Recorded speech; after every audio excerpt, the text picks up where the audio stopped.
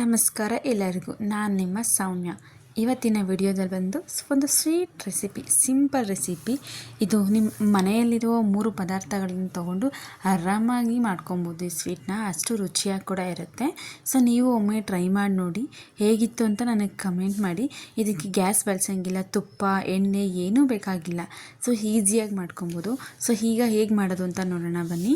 ಈಗ ಇಲ್ಲಿ 2 ಕಪ್ಪು ಕಡಲೆಪಪ್ಪು ತೊಗೊಂಡಿದ್ದೀನಿ, 1 ಕಪ್ಪು ಸಕ್ಕರೆ, 3/4 ಕಪ್ ಹಾಲು, 1 ಏಲಕ್ಕಿ. ನೋಡಿ ಸ್ನೇಹಿತರೆ, ಇಷ್ಟೇ 3 ಐಟಮ್ಸ್ ಅಷ್ಟೇ, ಇನ್ನೇನು ಬೇಕಾಗೇ ಇಲ್ಲ ಜಾಸ್ತಿ. ಸೊ 1 ಕಪ್ ಕಡಲೆನ ನಾನು ಸಪ್ರೇಟ್ ಎತ್ತಿಟ್ಕೊಂಡಿದ್ದೀನಿ. 1 ಕಪ್ ಕಡಲೆನ ಒಂದು ಜಾರಿಗೆ ಹಾಕ್ಕೊಳ್ತಾ ಇದ್ದೀನಿ. ನೋಡಿ, ಹಾಕ್ಕೊಂಡು ಈ ರೀತಿ ನುಣ್ಣಗೆ ರುಬ್ಕೋಬೇಕಾಗುತ್ತೆ ಸ್ನೇಹಿತರೆ. ನೋಡಿ, ಈಗ ಒಂದು ಜಲ್ಡಿಗೆ ಹಾಕ್ಕೊಂಡು ಅದನ್ನು ನೀಟಾಗಿ ಜಲ್ಡಿ ಮಾಡ್ಕೊಬೇಕು. ಆದಷ್ಟು ಜಲ್ಡಿ ಸಣ್ಣಗಿರೋದು ತೊಗೊಳ್ಳಿ, ಆದಷ್ಟು ನುಣ್ಣಗಿದ್ರೇ ಚೆನ್ನಾಗಿರೋದು ಇದು. ನೋಡಿ, ಒಂದು ಸ್ವಲ್ಪ ಜಲ್ಡಿ ಇಟ್ಕೊಂಡೆ ತರಿಯಾಗಿ ಇತ್ತು ಒಂದು ಸ್ವಲ್ಪ ಮೇಲೆ, ಮತ್ತು ಇನ್ನೊಂದು ಸಲ ಅದನ್ನು ಹಾಕ್ಕೊಂಡು ಜಲ್ಡಿ ಇಟ್ಕೊಳ್ತಾ ಇದ್ದೀನಿ ನಾನು. ನೋಡಿ, ಹಾಕ್ಕೊಂಡಿದ ನಂತರ ಮತ್ತೊಮ್ಮೆ ಅದನ್ನು ಜಲ್ಡಿ ಇಟ್ಕೋಬೇಕಾಗತ್ತೆ. ನೋಡಿ, ಕ್ಯಾಪಲ್ಲೆಲ್ಲ ಮೆತ್ಕೊಂಡಿತ್ತು, ಅದನ್ನೆಲ್ಲ ನೀಟಾಗಿ ಸ್ವಲ್ಪ ಹಾಕ್ಕೊಂಡು ಇದಕ್ಕೇ ನಾನು ಜಲ್ಡಿ ಇಟ್ಕೊಂಡಿದ್ದ ನಂತರ ಅದು ಸ್ವಲ್ಪ ಲಾಸ್ಟಲ್ಲಿ ವೇಸ್ಟೇ, ಅದು ತರಿಯಾಗಿದೆ. ಸೊ ಅದೇನು ಯೂಸ್ ಮಾಡಿಲ್ಲ ಅಂದರೆ ಬೇಸಾಕೋಣ ಅಂತ ಸೈಡಿಗೆ ಇಟ್ಕೊಂಡಿದ್ದೀನಿ. ನೋಡಿ, ಆದಷ್ಟು ನುಣ್ಣಗಿರಬೇಕು. ಅಕಸ್ಮಾತ್ ನೀವೇನಾದರೂ ಕಡಲೆಪಪ್ಪು ಕ್ರಂಚಿ ಆಗಿಲ್ಲ ಅಂದರೆ ಸ್ವಲ್ಪ ಬಿಸಿ ಮಾಡ್ಕೊಳ್ಳಿ, ಚೆನ್ನಾಗಿರುತ್ತೆ ಸ್ನೇಹಿತರೆ. ನೋಡಿ, ಈ ರೀತಿ ಒಂದು ಬೌಲ್ಗೆ ಎಲ್ಲನೂ ಹಾಕ್ಕೊಳ್ತಾಯಿದ್ದೀನಿ. ಪುಡಿ ಮಾಡೋದು ಕಡಲೆಪಪ್ಪನ್ನೆಲ್ಲ ಹಾಕ್ಕೊಂಡಿದ್ದ ನಂತರ 1 ಕಪ್ ಸಕ್ಕರೆನ ಒಂದು ಜಾರ್ ಒಳಗಡೆ ಹಾಕ್ಕೊಂಡು, ನೋಡಿ 1 ಕಪ್ ಸಕ್ಕರೆ ಜಾರ್ ಒಳಗಡೆ ಹಾಕ್ಕೊಂಡು ಅದನ್ನು ಸಹ ಅದ್ರ ಜೊತೆಗೆ 1 ಏಲಕ್ಕಿ ತೊಗೊಂಡಿದ್ವಲ್ಲ ಅದನ್ನು ಏಲಕ್ಕಿ ಹಾಕೋತೀನಿ. ನೀವು ಸ್ವೀಟ್ ಕಮ್ಮಿ ಬೇಕು ಅಂತಂದರೆ ನೀವು 3/4 ಕಪ್ ಹಾಕ್ಕೊಳ್ಳಿ. ಇಲ್ಲಿ ನಾನು 1 ಕಪ್ ತೊಗೊಂಡಿದ್ದೀನಿ. ನೀವು ಬೇಕಂದರೆ ಸ್ವೀಟ್ ಕಮ್ಮಿ ಬೇಕು ಅಂದರೆ 3/4 ಕಪ್ ಹಾಕ್ಕೊಂಡ್ರು ಸಾಕಾಗುತ್ತೆ ಸ್ವೀಟು. ಸೊ ಸ್ವೀಟ್ ಜಾಸ್ತಿ ತಿನ್ನೋರು ಅನ್ನೋರು 1 ಕಪ್ ಹಾಕ್ಕೊಳ್ಳಿ. ನಾನು ಇಲ್ಲಿ 1 ಕಪ್ ತೊಗೊಂಡಿದ್ದೀನಿ, 1 ಕಪ್ಗಿಂತ ಸ್ವಲ್ಪ ಕಮ್ಮಿ ತೊಗೊಂಡಿದ್ದೀನಿ. ನೋಡಿ, ಈ ರೀತಿ ಎರಡನ್ನೂ ಹಾಕ್ಕೊಂಡು ನೀಟಾಗಿ ಮಿಕ್ಸ್ ಮಾಡ್ಕೋಬೇಕಾಗತ್ತೆ. ಕಡಲೆಪಪ್ಪುನ ಮೇನ್ ಆದಷ್ಟು ನುಣ್ಣಗಿದ್ರೆ ಚೆನ್ನಾಗಿರುತ್ತೆ, ತರಿಯಾಗಿದ್ದರೆ ಚೆನ್ನಾಗಿ ಬರೋದಿಲ್ಲ. ನೋಡಿ, ಈಗ 3/4 ಕಪ್ ಹಾಲು ತೊಗೊಂಡಿದ್ವಿ ಅಲ್ವಾ, ಅದಕ್ಕೆ ಅದನ್ನು ಹಾಕ್ಕೋಬೇಕಾಗತ್ತೆ. ಇಲ್ಲಿ ನೋಡಿ, ನೀವು ಕೆನೆ ಇದ್ದರೆ ಇನ್ನೂ ಚೆನ್ನಾಗಿ ಬರುತ್ತೆ ಸ್ವೀಟ್ ಇದು. ನಾನು ಆಲ್ರೆಡಿ ಇದನ್ನು ಒಂದು 3-4 ಸತಿ ಮಾಡಿಕೊಟ್ಟಿದ್ದೀನಿ ನನ್ನ ಮಗಳಿಗೆ. ಸೊ ಅಮ್ಮ ತುಂಬ ಚೆನ್ನಾಗಿದೆ ಅಮ್ಮ ಅಂತ ಹೇಳಿದ್ಲು. ಸೊ ಅದಕ್ಕೋಸ್ಕರ ನಾನು ನಿಮಗೂ ಸಹ ತೋರಿಸೋಣ ಅಂತ ನಾನು ಮಾಡಿದ್ದೀನಿ. ಸೊ ಅದರಿಂದ ನಾನು ಹಾಲನ್ನ ಕರೆಕ್ಟಾಗಿ ಹಾಕ್ಕೊಂಡಿದ್ದೀನಿ. ಇಲ್ಲಿ 3/4 ಕಪ್ ತೊಗೊಂಡಿದ್ದೆ, ಅದರಲ್ಲಿ ಅರ್ಧ ಹಾಕ್ಕೊಂಡಿದ್ದೀನಿ. ನೀವು ಇನ್ನೂ ಒಂದು ಸ್ವಲ್ಪ ಕಮ್ಮಿನೇ ಹಾಕ್ಕೊಳ್ಳಿ, ಜಾಸ್ತಿ ಹಾಕ್ಕೊಳ್ಳೋಕೆ ಹೋಗಬೇಡಿ, ಯಾಕಂದರೆ ಅದು ತೆಳುವಾಗಿಬಿಡುತ್ತೆ. ನೋಡಿ, ಈ ರೀತಿ ಅಂದರೆ ನೀಟಾಗಿ ಅದು ತೆಳುವಾಗಿದೆ ಸ್ವಲ್ಪ. ಈಗ ಭಯ ಪಡೋಕ್ಕೆ ಹೋಗಬೇಡಿ ತೆಳುವಾಗಿದೆಯಲ್ಲ ಅಂತ.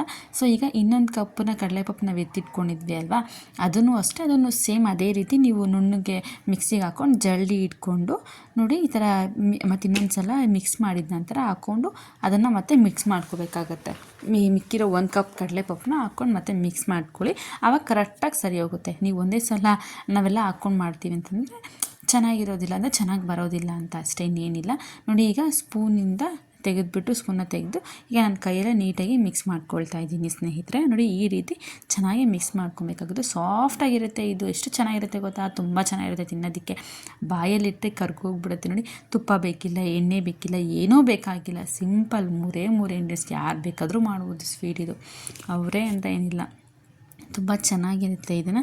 ಸೊ ನೋಡಿ, ಇದು ಜಾಸ್ತಿ ತೆಳು ಮಾಡ್ಕೊಳಕ್ಕೆ ಹೋಗಬೇಡಿ, ಒಂದು ಸ್ವಲ್ಪ ಮೀಡಿಯಮ್, ಚಪಾತಿ ಅಂದರೆ ಮೆತ್ತಿಗೆ, ಅಷ್ಟು ತೆಳುವಲ್ಲ ಗಟ್ಟಿನೂ ಅಲ್ಲ, ಮೀಡಿಯಮ್ಮಾಗಿ ಇರಬೇಕಾಗತ್ತೆ ಸ್ನೇಹಿತರೆ. ನೋಡಿ, ಈಗ ಒಂದು ಸ್ವಲ್ಪ ನಾನು ಸೈಡ್ಗೆ ಎತ್ತಿಟ್ಕೊಳ್ತಾ ಇದ್ದೀನಿ.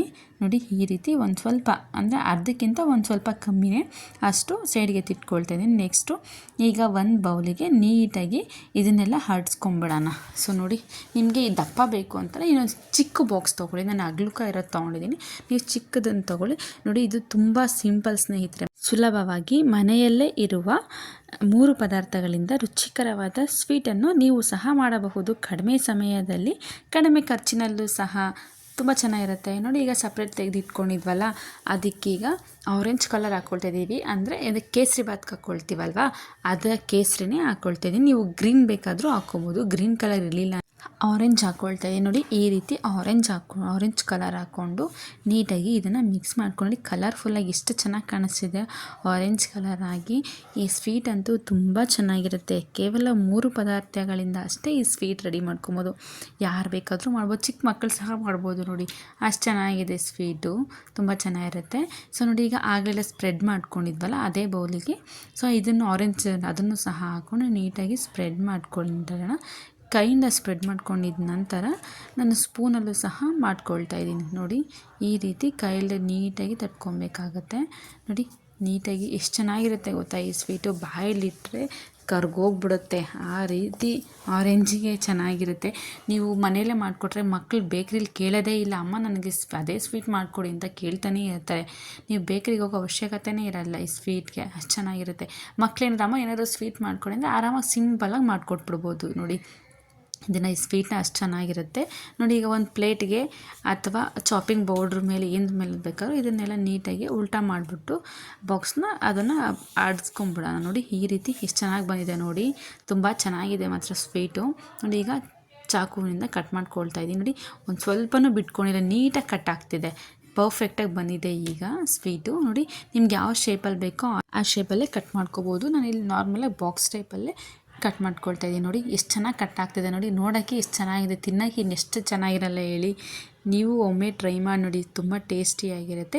ಮಕ್ಕಳು ಸಹ ಅಷ್ಟೇ ತುಂಬ ಇಷ್ಟಪಟ್ಟು ತಿಂತಾರೆ, ಬಾಯಲ್ಲಿಟ್ಟರೆ ಕರ್ಗೋಗ್ಬಿಡುತ್ತೆ. ಸೇಮ್ ತುಪ್ಪದಲ್ಲಿ ಮಾಡಿರೋ ಸ್ವೀಟ್ ಥರನೇ ಇರುತ್ತೆ, ತುಂಬ ಚೆನ್ನಾಗಿ ನೋಡಿ. ಕಲರ್ ಮೇಲೆ ಒಂದು ಕಲರ್ ಕೆಳಗಡೆ ಒಂದು ಕಲರ್, ನೋಡಲಿಕ್ಕೆ ಎಷ್ಟು ಲುಕ್ ಆಗಿದೆ ನೋಡಿ, ತುಂಬ ಚೆನ್ನಾಗಿರುತ್ತೆ ಈ ಸ್ವೀಟು. ಈ ಥರ ಈ ವಿಡಿಯೋ ನಿಮಗೆ ಏನಾದರೂ ಇಷ್ಟ ಅನಿಸಿದ್ರೆ ಲೈಕ್ ಮಾಡಿ, ಶೇರ್ ಮಾಡಿ ಹಾಗೂ ಕಮೆಂಟ್ ಮಾಡಿ. ಇನ್ನೂ ಯಾರೆಲ್ಲ ಸಬ್ಸ್ಕ್ರೈಬ್ ಮಾಡ್ಕೊಳ್ದೆ ಹಾಗೆ ನೋಡ್ತಿದ್ದೀರಾ, ಪ್ಲೀಸ್ ದಯವಿಟ್ಟು ಸಬ್ಸ್ಕ್ರೈಬ್ ಮಾಡ್ಕೊಳ್ಳಿ.